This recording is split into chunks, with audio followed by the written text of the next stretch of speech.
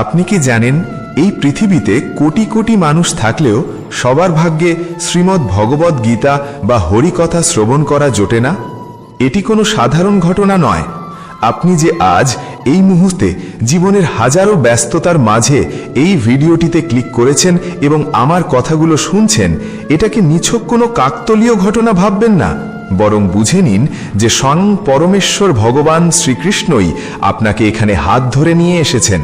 কারণ তার অশেষ কৃপা, ইচ্ছা এবং অনুপ্রেরণা ছাড়া কোনো জীব এই দিব্য জ্ঞান লাভ করার সুযোগ পায় না। আমি পূর্ণ বিশ্বাস এবং দায়িত্বের সাথে বলতে পারি, যদি আপনি শান্ত মনে অস্থিরতা ত্যাগ করে এই ভিডিওটি শেষ পর্যন্ত দেখেন ও শুনেন, তবে আজ আপনার চিন্তাধারা বদলে যাবে। আপনার মনের কোণে জমে থাকা সমস্ত ভয়, হতাশা এবং নেতিবাচকতা দূর হবে। জীবনের প্রতি আপনার দৃষ্টিভঙ্গি সম্পূর্ণ পরিবর্তিত হয়ে যাবে। এটি নিছক কোনো গল্প বা মনোরঞ্জনের বিষয় নয়, এটি এমন এক শাশ্বত জ্ঞান যা কঠিন থেকে কঠিনতম সময়েও মানুষকে সঠিক পথ দেখায়, অন্ধকারে আলোর দিশা দেয়। আমার নিজের অভিজ্ঞতা বলে এবং শাস্ত্রও প্রমাণ দেয় যে যদি আপনি প্রতিদিন সকালে ঘুম থেকে উঠে এবং রাতে ঘুমানোর আগে গীতার এই সারমর্ম বা হরিকথা শ্রবণ করেন, তবে আপনার মন থেকে যাবতীয় কালিমা স্বয়ংক্রিয়ভাবে দূর হয়ে যাবে। আপনার মন এক অদ্ভুত ঐশ্বরিক শান্তিতে ভরে উঠবে, যা আপনি কোটি টাকা খরচ করেও কিনতে পারবেন না। জ্ঞান যেমন প্রদীপের মতো অন্যের সাথে ভাগ করে নিলে তা কমে না, বরং বাড়ে, তেমনি গীতার এই পবিত্র জ্ঞান যত বেশি মানুষের কাছে পৌঁছবে, ভগবান শ্রীকৃষ্ণের আশীর্বাদ এবং এই দিব্য জ্ঞানের আলো আপনার জীবনকে ততই আলোকিত করবে। তাই আজ আমরা ভগবদ গীতা এবং পুরাণ থেকে এমন কিছু চমৎকার কাহিনী, তত্ত্ব এবং জীবনের গূঢ় রহস্য আপনাদের সামনে তুলে ধরব। শুধুমাত্র এটি শুনলেই আপনি এমন এক প্রজ্ঞা বা উইজডম লাভ করবেন যা হয়তো আপনি জীবনের বহু বছর ব্যয় করেও অন্য কোথাও পাননি। আজকের এই যাত্রায় আমরা জানব মৃত্যুর অমোঘ সত্য, জানব ভগবানের নামের মহিমা এবং শিখব কিভাবে প্রকৃতির 3 গুণের মায়া কাটিয়ে নিজেকে শ্রেষ্ঠ মানুষ হিসেবে গড়ে তোলা যায়।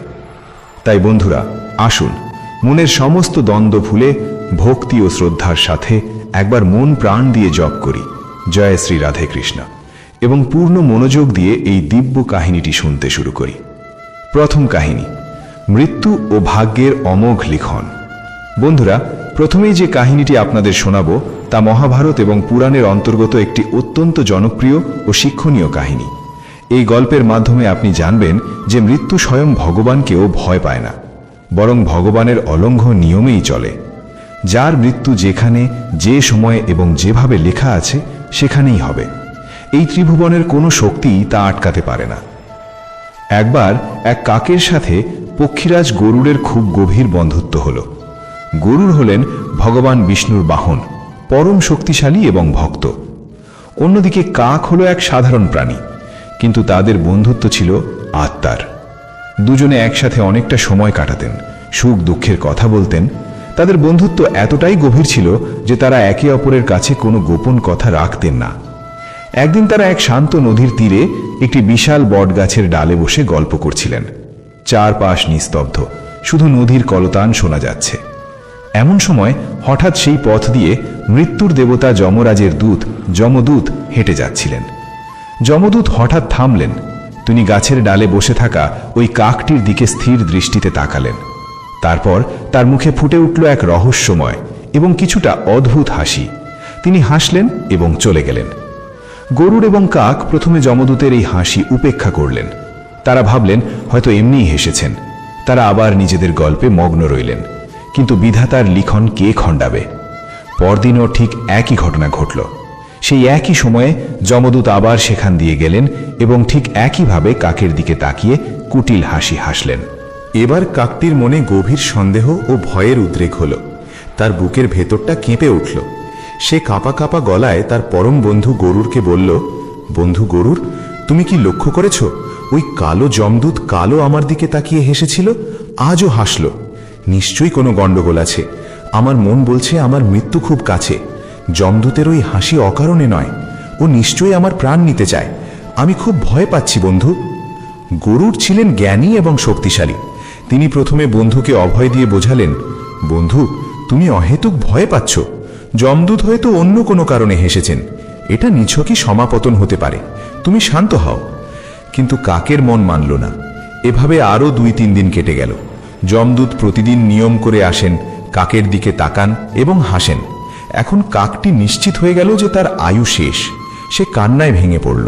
সে গরুরকে জড়িয়ে ধরে বলল, বন্ধু, আমি মরতে চাই না, আমি এই সুন্দর পৃথিবী ছেড়ে যেতে চাই না, কিন্তু এই যমদূত নিশ্চয়ই আর 2-1 দিনের মধ্যে আমার প্রাণ কেড়ে নেবে।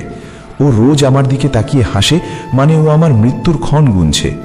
তুমি তো ভগবান বিষ্ণুর বাহন, তুমি তো অনেক শক্তিশালী, তুমি কি আমাকে বাঁচাতে পারো না? বন্ধুর কান্না দেখে গরুরের হৃদয় গলে গেল। তিনি ভাবলেন কাকের সন্দেহ হয়তো ঠিক। তিনি প্রতিজ্ঞা করলেন বন্ধুকে বাঁচাবেন। গরুর কাককে সান্ত্বনা দিয়ে বললেন, বন্ধু, তুমি একদম চিন্তা করো না, আমি থাকতে যমদূত তোহার কিচ্ছু করতে পারবে না। আমি তোমাকে এখান থেকে এত দূরে নিয়ে যাব যেখানে যমদূতের ছায়াও পৌঁছতে পারবে না। এই স্থান থেকে হাজার হাজার যোজন দূরে দুর্গম কৈলাস পর্বতে আমি তোমাকে রেখে আসব। যেই ভাবা সেই কাজ। গরুর কাল বিলম্ব না করে কাকটিকে পরম স্নেহে নিজের বিশাল পিঠে বসালেন। তারপর বাতাসের বেগে ডানা মেলে উড়লেন। তিনি মেঘ ভেদ করে পাহাড় পর্বত ডিঙিয়ে সমুদ্র পার হয়ে হাজার হাজার কিলোমিটার দূরে উড়ে চললেন। অবশেষে তিনি পৌঁছলেন মহাদেবের আবাসস্থল বরফে ঢাকা দুর্গম কৈলাস পর্বতে। সেখানে একটি নির্জন ও গোপন গুহায় তিনি কাকটিকে নামিয়ে দিলেন। দুজনেই স্বস্তির নিঃশ্বাস ফেললেন। গরুর বললেন, এখানে তুমি সম্পূর্ণ নিরাপদ, এত অল্প সময়ে যমদূত এখানে পৌঁছতেই পারবে না, এবার আর ভয়ের কিছু নেই। কিন্তু ভাগ্যের কি নির্মম পরিহাস! কৈলাস পর্বতের সেই গুহায় পৌঁছানো মাত্রই তারা দেখলেন এক অদ্ভুত দৃশ্য। যমদূত সেখানে আগে থেকেই দাঁড়িয়ে আছেন, যেন কারোর জন্য অপেক্ষা করছেন। গরুর এবং কাক দুজনেই স্তম্ভিত হয়ে গেলেন। কিছু বুঝে ওঠার আগেই কাকটিকে দেখামাত্র যমদূত তা হাত থেকে অমোঘ যমপাশ ছড়ে দিলেন। মুহূর্তের মধ্যে কাকটির ক্ষুদ্র দেহ থেকে প্রাণবায়ু বেরিয়ে গেল। তার নশ্বর দেহ মাটিতে লুটিয়ে পড়ল। গরুর অবাক হয়ে পাথরের মূর্তির মতো দাঁড়িয়ে রইলেন। তার এত প্রচেষ্টা, এত শক্তি, সব নিমেষে ব্যর্থ হল। শোক ও বিস্ময়ে তিনি যমদূতকে জিজ্ঞেস করলেন, হে যমদূত, আপনি ওকে মারলেন কেন? আর যদি মারবেনই, তবে হাজার যোজন দূরে সেই বনে ওর দিকে তাকিয়ে হাসছিলেন কেন? মারার হলে তো ওখানেই মারতে পারতেন, আমাকে দিয়ে ওকে এখানে আনালেন কেন? যমদূত তখন শান্ত ও গম্ভীর স্বরে উত্তর দিলেন, হে পক্ষীরাজ, আপনি ভুল বুঝছেন, আমি অকারণে হাসিনি। আসলে বিধাতার বিধানে এই কাকের মৃত্যু এই মুহূর্তেই, ঠিক এই সময়েই এবং এই দুর্গম কৈলাস পর্বতের গুহাতেই লেখা ছিল। কিন্তু 4-5 দিন আগে ওকে ওই বনে বসে থাকতে দেখে আমি অবাক হয়ে ভাবছিলাম ওর মৃত্যু তো কয়েকদিন পরেই কৈলাসে লেখা আছে, কিন্তু এত অল্প সময় ও হাজার হাজার মাইল দূরের এই কৈলাসে পৌঁছবে কি করে? ওর ডানা ছোট ও দুর্বল, ও বেশি দূর উঠতে পারে না, তাহলে ও সঠিক সময়ে মৃত্যুর স্থানে আসবে কি করে? এই অসম্ভব কথা ভেবেই আমি প্রতিদিন বিস্ময়ে হাসতাম। কিন্তু ভাগ্যের লীলা দেখুন, ওর মৃত্যু নিশ্চিত করার জন্য ওর সবচেয়ে ভালো বন্ধুই অর্থাৎ আপনি ওকে নিজের পিঠে করে দ্রুত গতিতে মৃত্যুর ঠিকানায় সঠিক সময়ে পৌঁছে দিলেন। আপনি যদি সাহায্য না করতেন, তবেও হয়তো এখানে পৌঁছতে পারত না, আর বিধাতার লিখনও মিথ্যা হতো। কিন্তু তা তো হবার নয়। বন্ধুরা, এই কাহিনীটি আমাদের জীবনের এক ধ্রুব সত্যের মুখোমুখি দাঁড় করায়। জীবন এবং মৃত্যু হলো ভাগ্যের লিখন। এর থেকে লুকানোর বা পালানোর কোনো উপায় নেই। আমরা ভাবি আমরা পালিয়ে বাঁচব, আমরা ভাবি ডাক্তার, হাসপাতাল বা টাকা আমাদের বাঁচাবে। কিন্তু যেদিন ডাক আসবে, সেদিন পৃথিবীর কোনো শক্তি, কোনো বন্ধু বা কোনো সম্পদ আপনাকে ধরে রাখতে পারবে না। যতদিন আপনার আয়ু আছে, কেউ আপনাকে মারতে পারবে না। আপনি আগুনের মধ্যে থাকলেও বেঁচে ফিরবেন, কিন্তু যখন মৃত্যু শিয়রে, তখন হাজার চেষ্টা করেও, হাজার মাইল দূরে গিয়েও কেউ আপনাকে বাঁচাতে পারবে না। মৃত্যু হলো ছায়ার মতো, যা সব সময় আমাদের সাথে চলে। তাই মৃত্যুকে ভয় পাবেন না। মৃত্যু জীবনের শেষ নয়, বরং এক নতুন অধ্যায়ের শুরু। ভয় না পেয়ে প্রতিটি মুহূর্তকে সুন্দরভাবে বাঁচুন। সকাল সন্ধ্যায় ঈশ্বরের ধ্যানে মগ্ন থাকুন, কারণ ঈশ্বরকে স্মরণ করলে, তার নাম নিলে মৃত্যুকেও জয় করা যায়, বা অন্তত মৃত্যুর ভয় কমে যায়। আমাদের কর্ম এবং ঈশ্বরের নামই একমাত্র সঙ্গী, যা মৃত্যুর পরেও আমাদের সাথে যায়। বন্ধুরা, এবার যে কাহিনীটি আপনাদের শোনাবো তা শ্রীমদ্ ভাগবতম এবং পুরাণে বর্ণিত একটি অত্যন্ত সুন্দর ও শিক্ষণীয় সত্য ঘটনা। এই গল্পটি প্রমাণ করে যে মানুষ যতই পাপে ডুবে থাকুক না কেন, শেষ সময়ে ভগবানের নাম কতটা শক্তিশালী হতে পারে। ভগবানের নামের মহিমা যে কত অপার তা এই কাহিনী না শুনলে বিশ্বাস করা কঠিন। প্রাচীনকালে কনৌজ নগরে, বর্তমান উত্তরপ্রদেশ, অজামিল নামে এক ব্রাহ্মণ বাস করতেন। জীবনের প্রথম ধাপে তিনি ছিলেন অত্যন্ত ধার্মিক। তিনি ছিলেন শাস্ত্রজ্ঞ, বিনয়ী, সদাচারী এবং গুণী। তিনি ব্রহ্মচর্য পালন করতেন, সর্বদা সত্য কথা বলতেন এবং নিজের গুরু ও সাধু সন্তদের খুব ভক্তিভরে সেবা করতেন। তার জীবন ছিল পবিত্রতার প্রতীক। কিন্তু মানুষের মন বড় চঞ্চল। শাস্ত্র বলে ইন্দ্রিয়গুলো এত শক্তিশালী যে তা জ্ঞানী পুরুষের মনকেও বলপূর্বক হরণ করতে পারে। একবার পিতার আদেশে অজামিল বনে গিয়েছিলেন পূজা ও যজ্ঞের জন্য ফল, ফুল ও কুশ ঘাস সংগ্রহ করতে। বন থেকে ফেরার পথে তিনি এক বিচলিত দৃশ্য দেখলেন। তিনি দেখলেন এক মদ্যপ ও কামুক ব্যক্তি একটি গণিকার সাথে অত্যন্ত অশালীন ও আপত্তিকর অবস্থায় ঘুরে বেড়াচ্ছে। অজামিল তা দেখে চোখ ফিরিয়ে নেওয়ার চেষ্টা করলেন, নিজেকে সংবরণ করার চেষ্টা করলেন।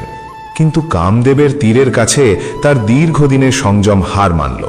ওই দৃশ্য তার মনে গেঁথে গেল। ধীরে ধীরে তার পবিত্র মন কলুষিত হতে শুরু করল। তিনি ধর্মপথ থেকে বিচ্যুত হলেন। সেই গণিকার প্রতি তিনি এতটাই আসক্ত হয়ে পড়লেন যে তাকে খুশি করার জন্য তিনি তার পিতার সমস্ত সম্পদ ব্যয় করে ফেললেন। এমনকি নিজের ধর্মপত্নী, যিনি ছিলেন সতী সাধ্বী, তাকেও ত্যাগ করে ওই গণিকার সাথে বসবাস শুরু করলেন। যে অজামিল একদিন বেদ পাঠ করতেন, তিনি এখন পাপের সাগরে ডুবে গেলেন। দীর্ঘকাল ধরে তিনি অশুচি ও অধার্মিক জীবন যাপন করতে লাগলেন। সেই গণিকার সন্তানদের ভরণ পোষণের জন্য তিনি চুরি, জুয়া, ডাকাতি ও প্রতারণার পথ বেছে নিলেন। একসময়ের সদাচারী ব্রাহ্মণ পরিণত হলেন এক কুখ্যাত মহাপাপীতে। সমাজের মানুষ তাকে ঘৃণা করতে শুরু করল। এভাবে পাপাচারে লিপ্ত থেকে তার জীবনের বহু বছর কেটে গেল। অজামিল বৃদ্ধ হলেন। একবার কিছু সাধু তার গ্রামের পাশ দিয়ে যাচ্ছিলেন। সন্ধ্যা হয়ে আসায় তারা গ্রামের বাইরে কিছু লোকের কাছে একজন ব্রাহ্মণের বাড়ির খোঁজ চাইলেন আশ্রয়ের জন্য। লোকেরা ঠাট্টা ও বিদ্রুপ করে বলল, সাধু বাবা, আমাদের গ্রামে অজামিল নামে এক মহান ব্রাহ্মণ আছেন। তিনি এত বড় ভক্ত যে গ্রামের ভেতরে থাকেন না, গ্রামের বাইরে ওই পতিতার সাথে থাকেন। সাধুরা ছিলেন দয়ালু, তারা মানুষের দোষ দেখেন না। তারা সরল মনে অজামিলের বাড়িতে গিয়ে ডাক দিলেন, ভক্ত অজামিল, দরজা খোলো, আমরা অতিথি। দরজা খোলার সাথে সাথে সাধুদের দিব্য চেহারা দেখে অজামিলের পুরনো সুকর্মের কথা মনে পড়ে গেল। তার বিবেকের গভীরে কোথাও একটা দংশন হল। সাধুরা রাত্রি যাপনের আশ্রয় চাইলে অজামিল তাদের ভালো মন্দ খাওয়ালেন। সাধুরা শোয়ার আগে কীর্তন করার অনুমতি চাইলে অজামিল বললেন, এ আপনাদেরই ঘর, যা ইচ্ছা করুন। সারা রাত সাধুদের নাম সংকীর্তন শুনে অজামিলের পাষাণ হৃদয়ে ফাটল ধরল। তার চোখ দিয়ে অজান্তেই দেওয়াল পড়তে লাগল। মনে হলো তার পাপের বোঝা কিছুটা হালকা হচ্ছে। সকালে সাধুরা যাওয়ার সময় অজামিল তাদের চরণে লুটিয়ে পড়ে ক্ষমা চাইলেন এবং নিজের পাপের কথা স্বীকার করলেন। সাধুরা করুণা পরবশ হয়ে বললেন, অজামিল, অনুতাপই হলো পাপের প্রায়শ্চিত্ত। তুমি যখন অনুতপ্ত হয়েছ তখন চিন্তা করো না। তোমার অন্তঃসত্ত্বা স্ত্রীর যে সন্তান হবে তার নাম রাখবে নারায়ণ। ভগবানের এই পবিত্র নামেই তোমার মঙ্গল হবে। সাধুরা আশীর্বাদ দিয়ে চলে গেলেন। সময় মতো অজামিলের একটি পুত্র সন্তান হল এবং সাধুদের কথা মতো তিনি তার নাম রাখলেন নারায়ণ। অজামিল তার ছোট ছেলে নারায়ণের প্রতি অত্যন্ত আসক্ত হয়ে পড়লেন। তিনি সারাক্ষণ ছেলের চিন্তায় মগ্ন থাকতেন। খেতে, বসতে, শুতে তিনি ছেলেকে ডাকতেন, নারায়ণ আসো, নারায়ণ খাও, নারায়ণ জল খাও। যদিও তিনি তার ছেলেকে ডাকতেন, কিন্তু তার অজান্তেই মুখ দিয়ে ভগবানের নাম উচ্চারিত হতো। এভাবে অজামিলের বয়স 80 পেরিয়ে গেল। তিনি বুঝতেও পারলেন না যে মৃত্যু তার দৌড়গোড়ায়। হঠাৎ একদিন তিনি দেখলেন 3 জন ভয়ঙ্কর যমদূত তাকে নিতে আসছে। তাদের হাতে জম পাশ, চোখগুলো আগুনের মতো লাল, দাঁতগুলো মূলোর মতো বড়, চেহারা বিকট। ভয়ে অজামিলের আত্মা কেঁপে উঠল। তিনি বুঝলেন তার সময় শেষ। মৃত্যু ভয়ে তিনি তার দূরে খেলতে থাকা ছোট ছেলেকে ডাকতে লাগলেন, নারায়ণ, নারায়ণ, আমাকে বাঁচাও বাবা, নারায়ণ। মৃত্যুপথযাত্রী অজামিলের মুখে প্রভুর নাম শুনে বৈকুণ্ঠ থেকে বিষ্ণুদূতেরা তৎক্ষণাৎ সেখানে উপস্থিত হলেন। যমদূতেরা যখন অজামিলের সূক্ষ্ম শরীর টেনে বের করার চেষ্টা করছিল, বিষ্ণুদূতেরা তাদের বাধা দিলেন এবং বজ্রকণ্ঠে বললেন, থামো। যমদূতেরা অবাক হয়ে বলল, আপনারা কে? আমরা ধর্মরাজ যমের দূত, আমরা আমাদের কর্তব্য করছি, আপনারা কাজে বাধা দিচ্ছেন কেন? এই লোক মহাপাপী, সারা জীবন পাপ করেছে, এর নরকবাস ও শাস্তি প্রাপ্য।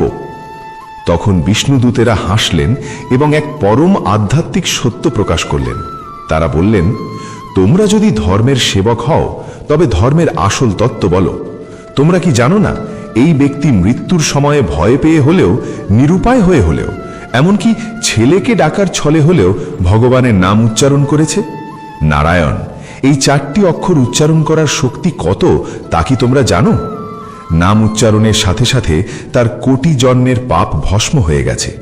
যেমন আগুনের একটি ছোট স্ফুলিঙ্গ বিশাল ধানের গাদাকে ভস্ম করে দিতে পারে, তেমনি ভগবানের নাম রাশি রাশি পাপ পুড়িয়ে ছাই করে দেয়। চোর, মদ্যপাত, বিশ্বাসঘাতক বা যত বড় পাপীই হোক না কেন, অন্তিম সময় ভগবানের নাম সব পাপের প্রায়শ্চিত্ত করে। কারণ নাম উচ্চারণের সাথে সাথে মন ভগবানের চরণে নিবিষ্ট হয়। তাই অজামিল এখন পবিত্র, তাকে তোমরা নিতে পারবে না। বিষ্ণুদূতেরা যমদূতদের ভাগবত ধর্মের তত্ত্ব বুঝিয়ে অজামিলকে যমপাস থেকে মুক্ত করলেন। যমদূতেরা ফিরে গেল। মৃত্যুর মুখ থেকে ফিরে এসে অজামিলের জ্ঞানচক্ষু খুলে গেল। তার মনে তীব্র বৈরাগ্য জন্মালো। তিনি নিজের পাপের জন্য অনুতপ্ত হলেন এবং ভাবলেন, হায়, আমি ইন্দ্রিয় সুখের জন্য কত নিচে নেমেছি, আমার কুল ধর্ম সব নষ্ট করেছি। কিন্তু ধন্য সেই প্রভুর নাম যা আমাকে নরক থেকে বাঁচালো। আমি যদি ছেলেকে ডাকার ছলে নাম না নিয়ে সত্যিই ভক্তিভরে নারায়ণকে ডাকতাম, তবে না জানি কি ফল পেতাম। এরপর অজামিল সংসার ত্যাগ করে হরিদ্বারে চলে গেলেন। সেখানে গঙ্গার তীরে ভগবানের মন্দিরে বসে কঠোর তপস্যায় মগ্ন হলেন। ইন্দ্রিয়গুলোকে বশ করে মনকে পরমাত্মায় লীন করে দিলেন।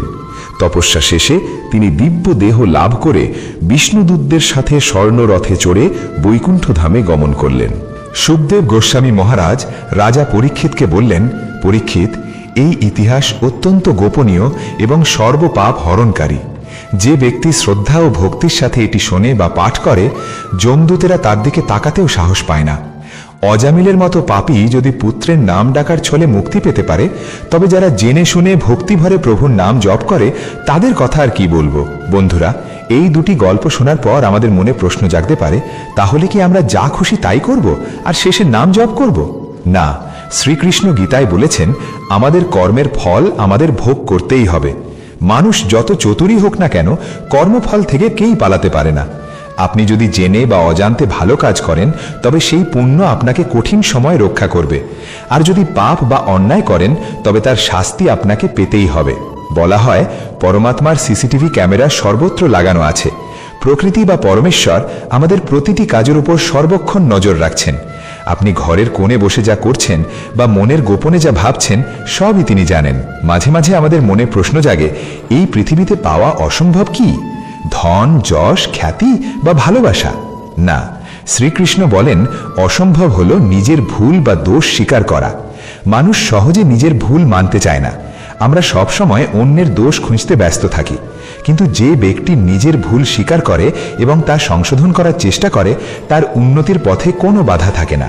তাই আত্মবিশ্বাসী হন, ভুল না করার চেষ্টা করুন, আর ভুল হলে তা স্বীকার করে শুধরে নিন। জীবন আনন্দে ভরে উঠবে। শ্রীকৃষ্ণ আরও বলেন, আমরা পুতুলের মতো এই পৃথিবীতে আসি এবং চলে যাই। আমাদের আসা বা যাওয়ার সময় নির্দিষ্ট নয়। মানুষ ধূলিকণা দিয়ে তৈরি এবং শেষমেশ ধূলিকণাতেই মিশে যায়। তাই লোভ করা উচিত নয়। মানুষ সঙ্গে কিছুই আনে না, কিছুই নিয়েও যায় না। খালি হাতে এসেছি, খালি হাতেই যাব। সারা জীবন অন্যের জন্য, পরিবারের জন্য, সমাজের জন্য আমরা খেটে মরি, আর মৃত্যুর পর সব অন্যের জন্যই রেখে যাই। শুধু সাথে যায় আমাদের পাপ আর পুণ্য। তাই লোভ ত্যাগ করে পুণ্যের পথে চলাই শ্রেয়। জগতের একটা বড় সমস্যা হলো, মানুষ অন্যের জীবন দেখে ভাবে তারা কত সুখে আছে। আমরা ভাবি, ওর কত টাকা, ওর কত বড় গাড়ি, ও কত সুখে আছে, আর নিজের জীবন নিয়ে শুধুই অভিযোগ করি। কিন্তু মনে রাখবেন, দূর থেকে পাহাড় মসৃণ দেখায়, কাছে গেলে বোঝা যায় তাতে কত পাথর আর কাঁটা। প্রত্যেকের জীবনেই কোনো না কোনো সমস্যা আছে। অন্যের দিকে তাকানো বন্ধ করে নিজের কর্মে মনোযোগ দিন, কারণ কর্ম ভালো হলে সব ভালো হবে। অহেতুক দুশ্চিন্তা না করে ধৈর্য ধরুন। যা হওয়ার তা হবেই, তা আমাদের নিয়ন্ত্রণে নেই। আমাদের নিয়ন্ত্রণে আছে কেবল আমাদের কর্ম। ভগবান শ্রীকৃষ্ণ কুরুক্ষেত্রের যুদ্ধে অর্জুনকে বলেছিলেন, হে অর্জুন, তুমি শোক করো না, কারণ আত্মা অমর, দেহ নশ্বর। দেহ বালির মতো, যা একদিন মাটিতে মিশে যাবে, কিন্তু আত্মাকে কেউ হত্যা করতে পারে না, আগুন পোড়াতে পারে না, জল ভেজাতে পারে না, বাতাস শুকাতে পারে না। আমরা যেমন পুরনো কাপড় ফেলে নতুন কাপড় পরি, আত্মাও তেমনি জরাজীর্ণ দেহ ত্যাগ করে নতুন দেহ ধারণ করে। তাই মৃত্যু নিয়ে শোক করা বৃথা। শ্রীকৃষ্ণ আরও বলেছেন, তুমি তোমার জীবনের রচয়িতা। তুমি যেমন বীজ বুনবে তেমনি ফল পাবে। আম গাছ পুতলে আম পাবে, আর বাবলা গাছ পুতলে কাঁটা পাবে। কঠোর পরিশ্রমের মাধ্যমেই তুমি তোমার কাঙ্ক্ষিত লক্ষ্যে পৌঁছতে পারো। অনেকেই বড় কিছু হওয়ার স্বপ্ন দেখে, কিন্তু পরিশ্রম করে না, তাই তারা কিছুই পায় না। জীবনে চলার পথে পাথর আসবেই, কখনো অপমান, কখনো ব্যর্থতা, কখনো বা নিন্দার পাথর। পৃথিবী আপনাকে পাথর মারবে, সমাজ আপনাকে নিয়ে হাসবে, কিন্তু আপনি সেই পাথর দিয়ে নিজের জন্য ব্যথার পাহাড় বানাবেন নাকি সাফল্যের সেতু তৈরি করবেন, তা আপনার হাতে। নিন্দাকে ভয় পাবেন না, নিন্দুককে নিজের হিতাকাঙ্ক্ষী মনে করে নিজেকে শোধরানোর কাজে লাগান। লক্ষ্যের প্রতি অবিচল থাকার বিষয়ে মহাভারতের সেই বিখ্যাত ঘটনাটি মনে করুন। গুরু দ্রোণাচার্য পাণ্ডব ও কৌরবদের ধনুর্বিদ্যা পরীক্ষা করার সময় একটি গাছে নকল পাখি ঝুলিয়ে সবাইকে জিজ্ঞেস করেছিলেন, তোমরা কি দেখছো? যুধিষ্ঠির বললেন, আমি গাছ, আপনি এবং আমার ভাইদের দেখছি। ভীম বললেন, আমি গাছের ফল এবং পাখি দেখছি। দুর্যোধন বললেন, আমি পুরো বন দেখছি। গুরুদেব তাদের সবাইকে সরিয়ে দিলেন, বললেন, তোমরা এখনো প্রস্তুত নও। শেষে অর্জুন এলেন। গুরু দ্রোণ তাকেও একই প্রশ্ন করলেন। অর্জুন তীক্ষ্ণ দৃষ্টিতে তাকিয়ে বললেন, গুরুদেব, আমি শুধুমাত্র পাখিটির চোখ দেখতে পাচ্ছি, আর কিচ্ছু না। না গাছ, না পাতা, না আপনি, শুধু পাখির চোখ। গুরু দ্রোণ খুশি হয়ে বললেন, তীর চালাও। অর্জুনের তীর সোজা গিয়ে পাখির চোখে বিঁধল। এ থেকে আমরা শিখি, সফল হতে হলে লক্ষ্যের প্রতি অর্জুনের মতো অবিচল মনোযোগ থাকতে হয়। যখন আপনি লক্ষ্যে ফোকাস করবেন, তখন আশেপাশের গোলমাল আপনার কানে আসবে না। চতুর্দশ অধ্যায়, গুণত্রয় বিভাগযোগ, প্রকৃতির 3 গুণ। বন্ধুরা, এবার আমরা প্রবেশ করব গীতার গভীর দর্শনে। শ্রীমদ্ ভাগবত গীতার চতুর্দশ অধ্যায়ে ভগবান শ্রীকৃষ্ণ গুণত্রয় বিভাগযোগ সম্পর্কে আলোচনা করেছেন। তিনি ব্যাখ্যা করেছেন কেন মানুষের স্বভাব বিভিন্ন রকমের হয়। কেউ শান্ত, কেউ রাগী, আবার কেউ অলস কেন। ভগবান শ্রীকৃষ্ণ বলেন, হে অর্জুন, এই জড় প্রকৃতি হল সমস্ত সৃষ্টির মা, আর আমি অর্থাৎ ঈশ্বর হলাম বীজদাতা পিতা। জড় প্রকৃতি ও চেতনার মিলন থেকেই সমস্ত স্থাবর ও জঙ্গম প্রাণীর সৃষ্টি। এই প্রকৃতি 3টি অদৃশ্য দড়ি বা গুণ দিয়ে আমাদের বেঁধে রেখেছে। এই 3টি গুণ হল সত্য, রজস ও তমস। 1. সত্যগুণ। এটি হল পবিত্রতা, প্রকাশ ও জ্ঞানের প্রতীক। যখন আমাদের মন শান্ত থাকে, ঈশ্বরের কথা শুনতে ভালো লাগে, জ্ঞান অর্জনের ইচ্ছা জাগে, তখন বুঝবেন আপনার মধ্যে সত্যগুণ কাজ করছে। সত্যগুণ মানুষকে সুখ ও জ্ঞানের প্রতি আসক্ত করে, কিন্তু এটিও এক প্রকার বন্ধন। কারণ অনেক সময় জ্ঞানী ব্যক্তি নিজের জ্ঞান নিয়ে অহংকার করেন, যা তাকে ঈশ্বরের থেকে দূরে রাখে। 2. রজগুণ। এটি হলো কামনা, বাসনা ও তৃষ্ণার প্রতীক। বর্তমান যুগে বেশিরভাগ মানুষ এই গুণের দ্বারা প্রভাবিত। রজগুণ মানুষকে কর্ম ও ফলের আকাঙ্ক্ষায় বেঁধে রাখে।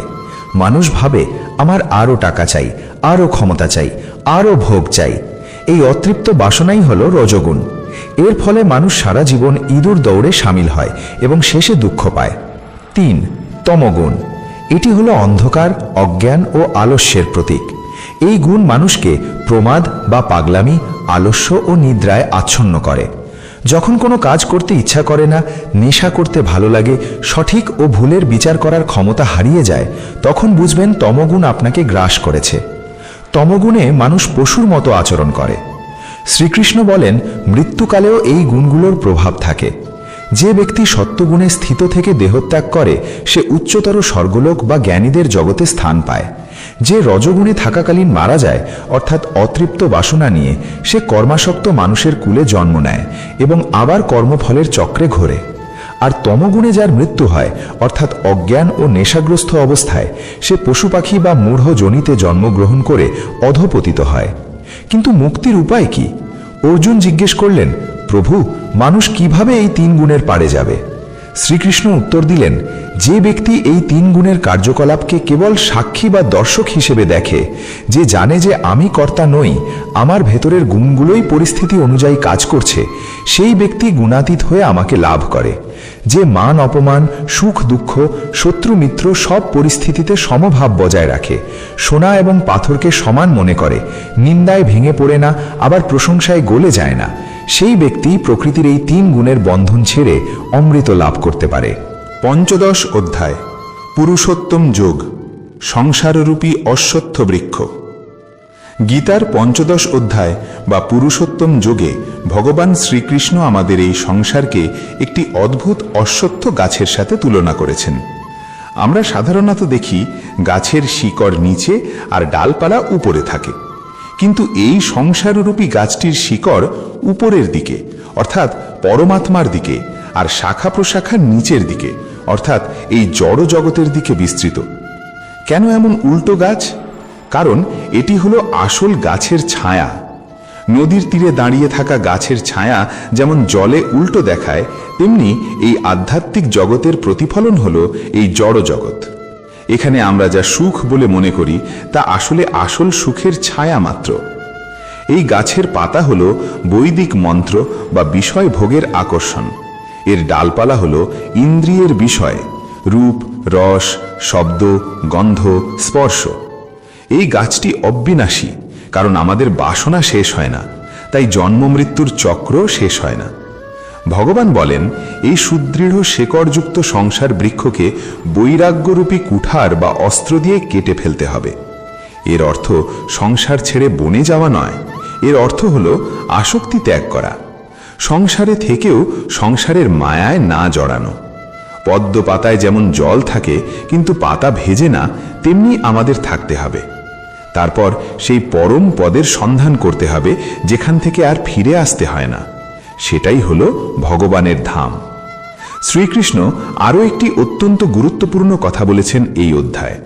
তিনি বলেন, এই জীবলোকে জীবাত্মা আমারই সনাতন অংশ, অর্থাৎ আমরা প্রত্যেকেই ভগবানের অংশ। তাহলে আমরা কষ্ট পাই কেন? কারণ আমরা ভুলে গেছি আমাদের আসল পরিচয়। আত্মা কিভাবে দেহ পরিবর্তন করে ভগবান খুব সুন্দর উদাহরণ দিয়েছেন। তিনি বলেন, যেমন বাতাস ফুলের গন্ধকে এক স্থান থেকে অন্য স্থানে নিয়ে যায়, তেমনি জীবাত্মাও মন ও ইন্দ্রিয়গুলোর মাধ্যমে পূর্বজন্মের সংস্কার নিয়ে এক দেহ থেকে অন্য দেহে গমন করে। অর্থাৎ আপনি এই জন্মে যা শিখছেন, যা অভ্যাস করছেন, মৃত্যুর সময় সেই সংস্কার বা ইমপ্রেশন আপনার সূক্ষ্ম শরীরের সাথে যাবে এবং পরবর্তী জন্মের স্বভাব নির্ধারণ করবে। তাই ভালো অভ্যাস ও ভালো চিন্তা করা এত জরুরি।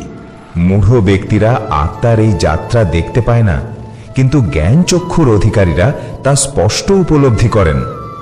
ভগবান আরো বলেন, সূর্যের যে তেজ জগৎকে আলোকিত করে, চন্দ্রের যে স্নিগ্ধতা যা গাছপালাকে পুষ্ট করে, এবং অগ্নির যে দহন শক্তি, সবই আমার থেকে উৎপন্ন।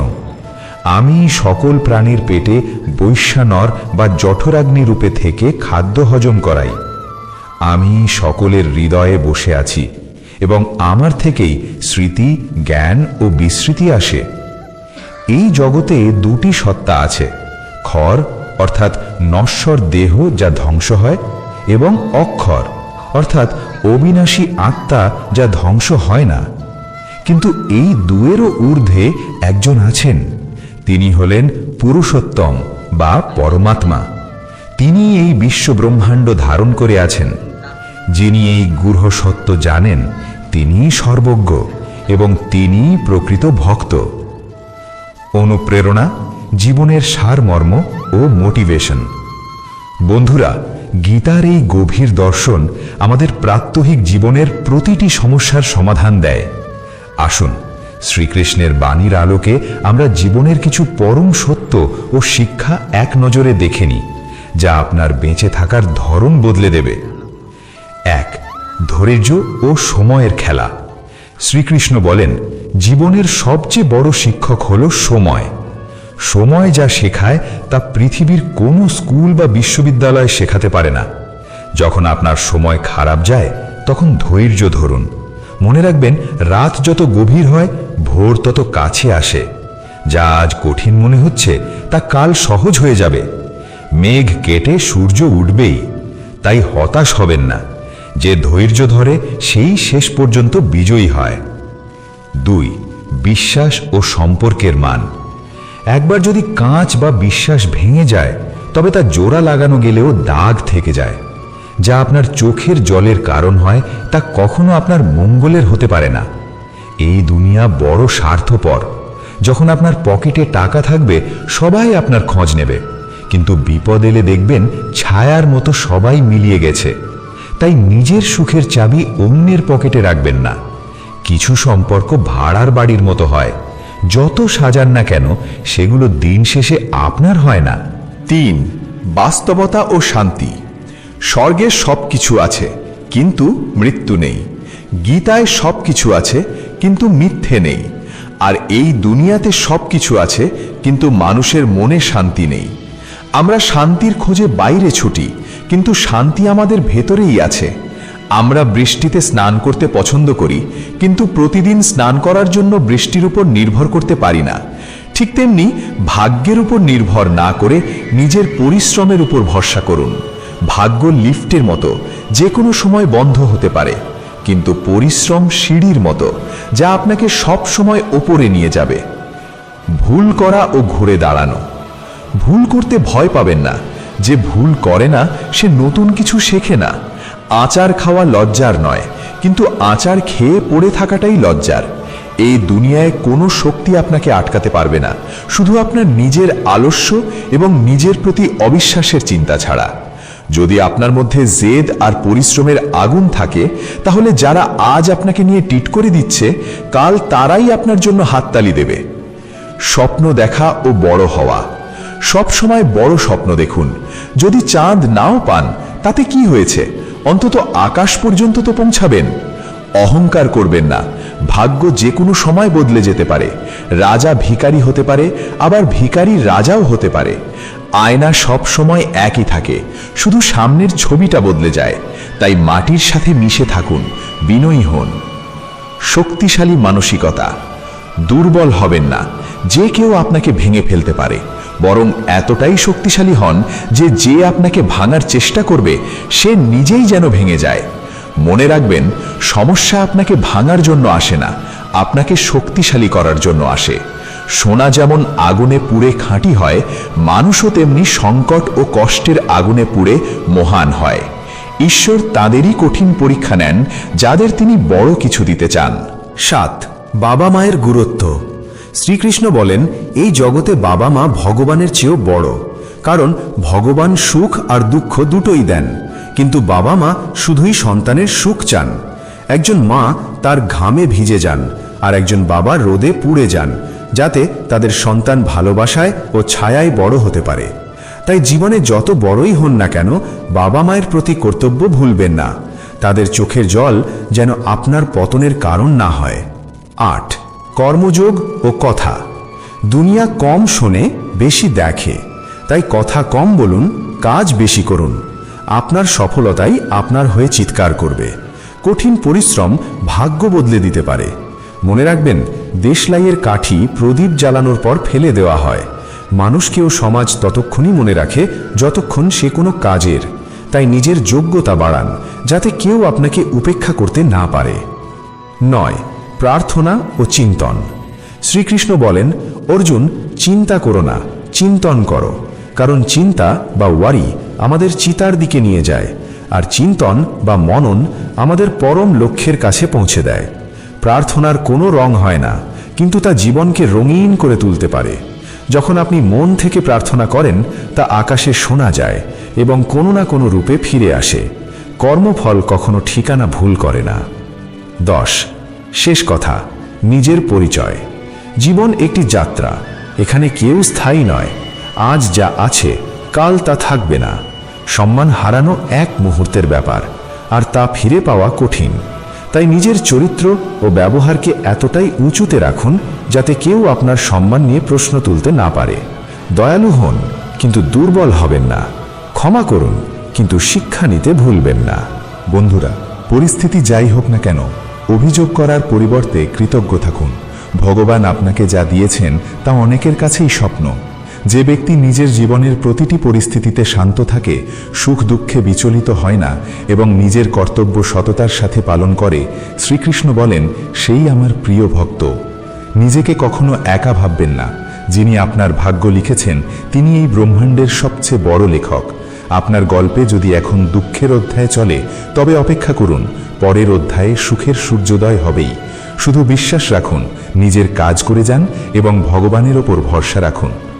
আজকের এই দীর্ঘ আলোচনায় আমরা জানলাম মৃত্যুর অমোঘ বিধান, নামের মহিমা, প্রকৃতির 3 গুণের মায়া এবং জীবনের সারমর্ম।